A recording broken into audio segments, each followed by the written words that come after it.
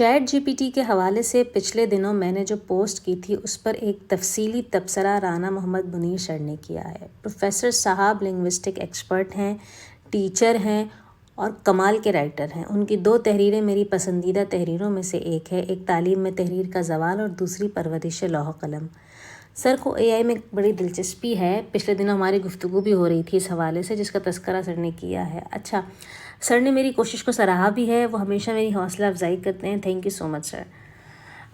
Chat G P T کو لے کر سر کا ایک خدشہ ہے کہ یہ صرف انفارمیشن جنریشن تک محدود نہیں رہے گا بلکہ انسانوں کی طرح نالج کریٹ کرے گا۔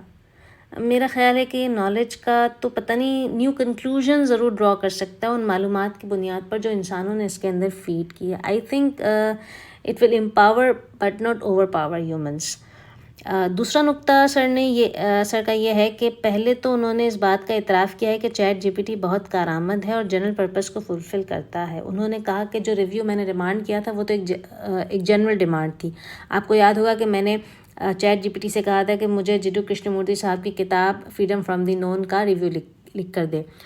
سر جاننا چاہتے ہیں کہ میں اس ریویو سے کتنی سیٹسفائڈ ہوں۔ تو اوورآل اس ریویو میں سینٹرل آئیڈیا اور تھیم تو کور کیا تھا، تو generally it was a good review.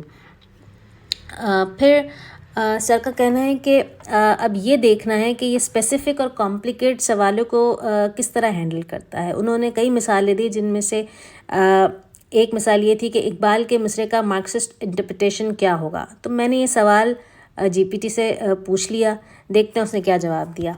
چاہے میں نے اقبال کا ایک مصرے کا انگلش ٹرانسلیشن اس کو دیا اور کہا کہ اس کی مارکسسٹ انٹرپریٹیشن ہمیں لکھ کر دیں، تو اس نے مجھے ایک ٹیکسٹ جنریٹ کر کے دیا۔ اب میں اس کے اسکرین شاٹ سر رانا کو بھیجوں گی اور پروفیسر صاحب مجھے بتائیں گے اور اس کو اسیس کر کے کہ یہ ان کی نظر میں یہ کتنا ایکیوریٹ ہے۔